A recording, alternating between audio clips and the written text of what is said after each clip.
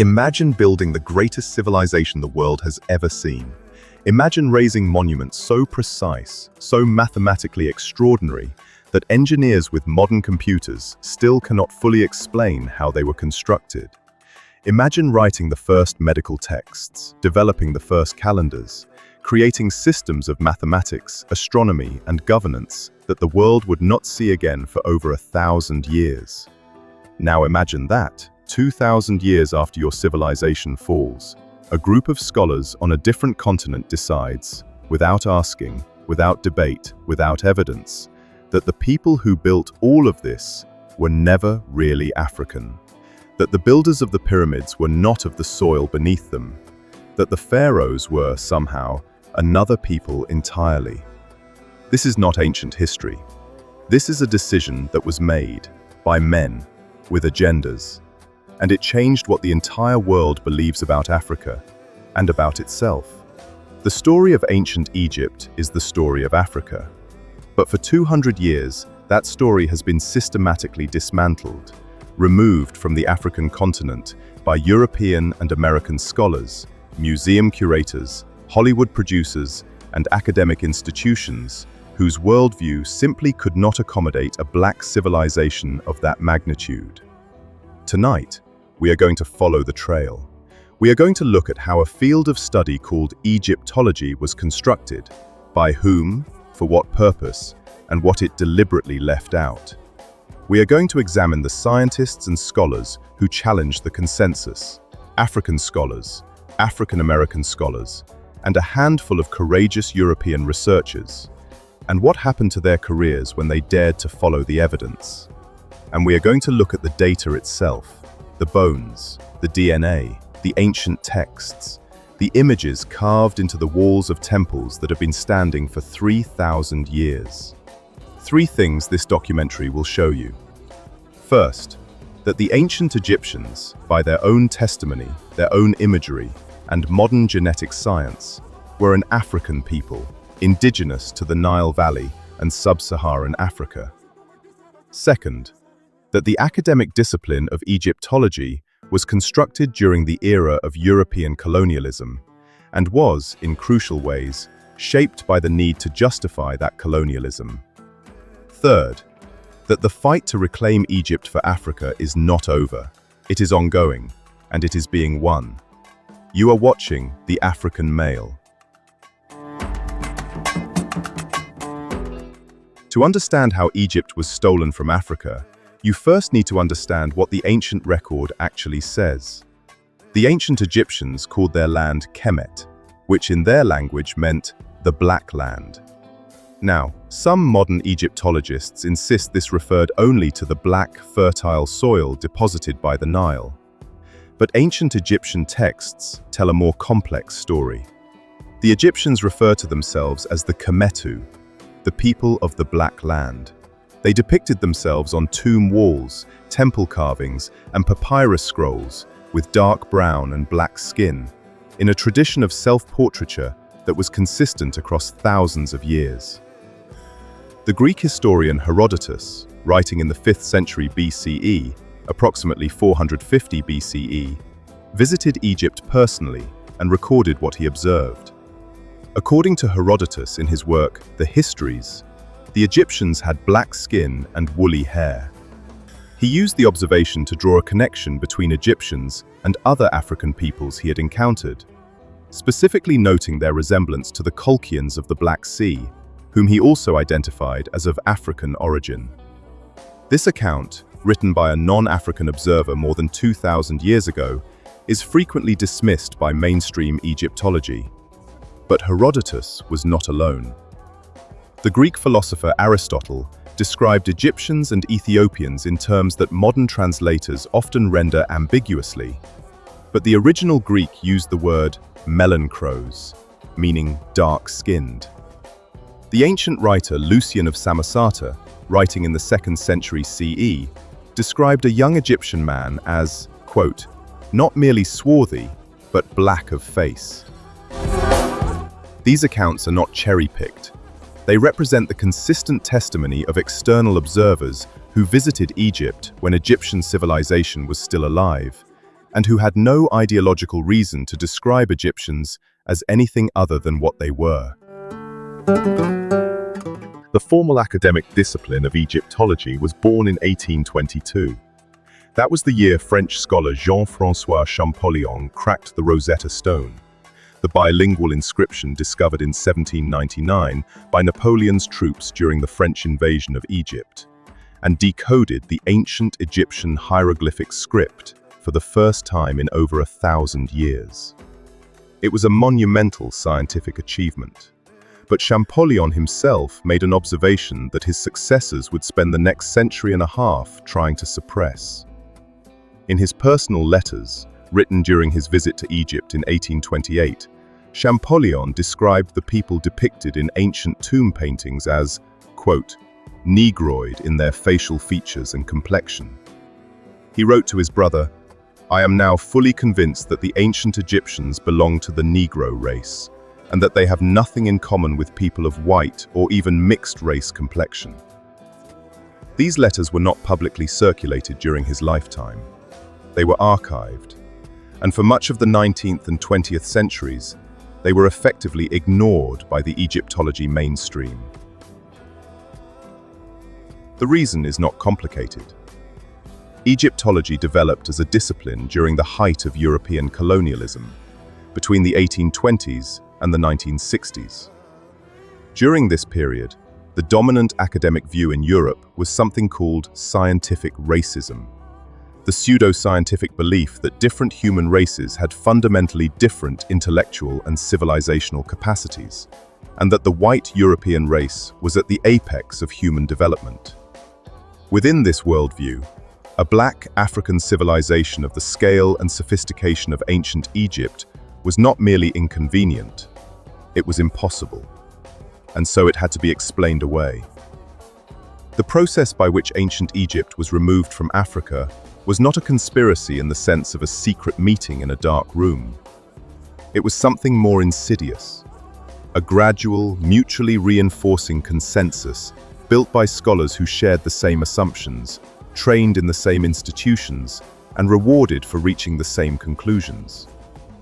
The most important architect of this consensus was a German scholar named Carl Richard Lepsius. Lepsius was the founder of modern Egyptology as an institutional discipline. He conducted a comprehensive archaeological survey of Egypt and Sudan between 1842 and 1845, publishing his monumental work Denkmale aus Ägypten und Äthiopien, Monuments from Egypt and Ethiopia, in 12 volumes between 1849 and 1859. Lepsius proposed what he called the Hamitic hypothesis. According to this theory, the ancient Egyptians were not truly African. They were a branch of a so-called Hamitic race, a theoretical racial category that Lepsius and his contemporaries invented, which was supposedly distinct from sub-Saharan Africans and closer in origin to Caucasian peoples. The Hamitic hypothesis had no credible biological or archaeological basis. It was constructed to solve a problem that only existed within the racist framework of the time. The problem of how to attribute an advanced civilization to a people who lived in Africa. This hypothesis became the dominant framework for Egyptology for over a century. It was taught in universities. It was embedded in encyclopedias. It shaped how museums displayed and labeled their collections. And it became the cultural common sense that most people in the Western world absorbed without ever knowing its origins. In 1954, a 30-year-old Senegalese scholar arrived at the Sorbonne in Paris with a doctoral thesis that the academic establishment was not prepared for. His name was Cheikh Anta Diop. His thesis, which became the book Nations, Nègres et Culture, Black Nations and Culture, made a series of arguments that the Eurocentric Egyptology establishment found deeply uncomfortable. Diop argued, using linguistic analysis, physical anthropology, historical sources, and cultural comparisons, that ancient Egypt was an indigenous black African civilization, that the ancient Egyptians were phenotypically and culturally African, and that Egyptian civilization had contributed directly to the development of Greek civilization, and therefore to the entire Western tradition. In other words, the Greeks did not invent Western thought. They learned it from Africans. The Sorbonne rejected his thesis, not once, but twice.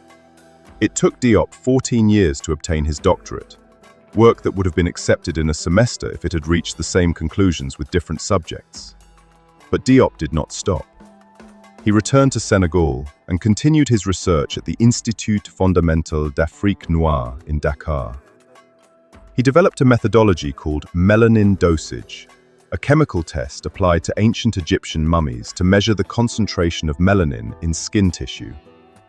The results of Diop's tests, conducted on mummies housed at the Musée de l'Homme in Paris, showed melanin concentrations consistent with a dark-skinned, sub-Saharan African population.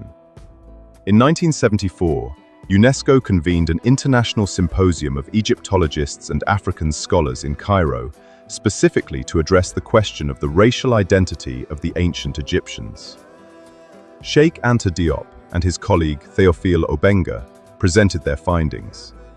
According to the UNESCO proceedings published in the volume The Peopling of Ancient Egypt and the Deciphering of Meroitic Script, the symposium reached no consensus, because the European Egyptologists in the room refused to accept the evidence presented.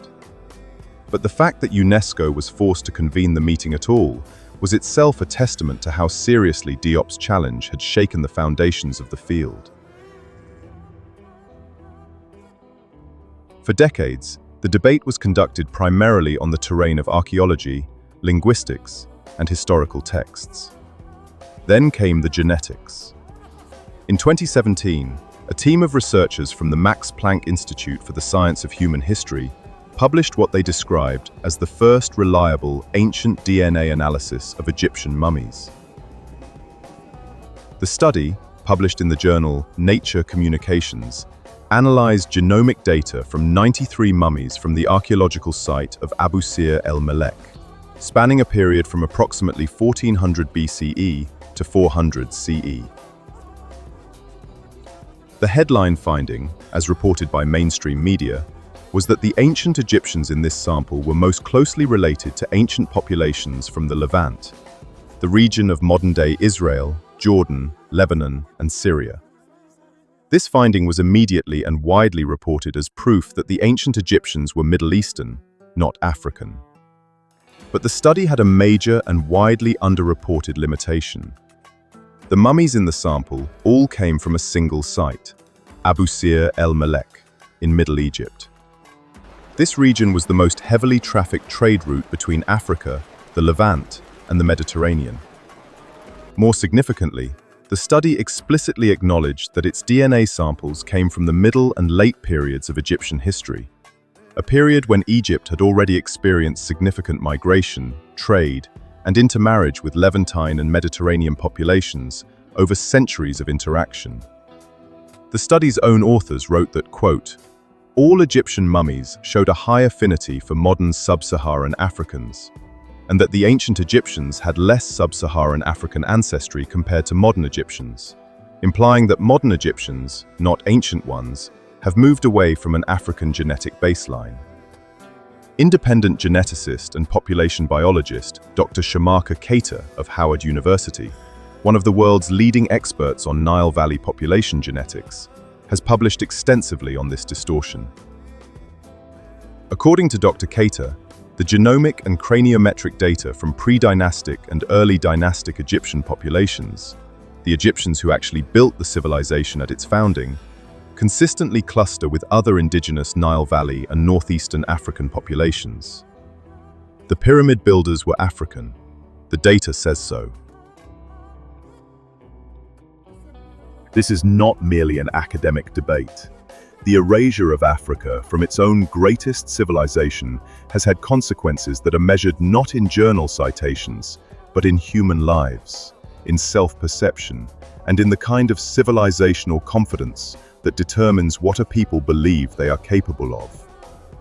When Frantz Fanon wrote in The Wretched of the Earth about colonialism's assault on the psyche of colonized peoples, the way it implanted the colonizers' culture as the standard of civilization. He was describing precisely the mechanism by which denying Egypt to Africa operates. Consider what the mainstream narrative communicates. It says, the most sophisticated pre-modern civilization on the African continent was not built by Africans.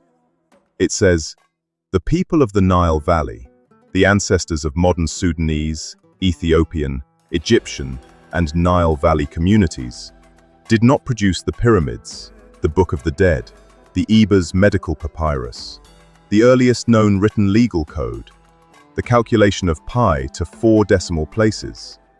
It says, all of that belongs to someone else.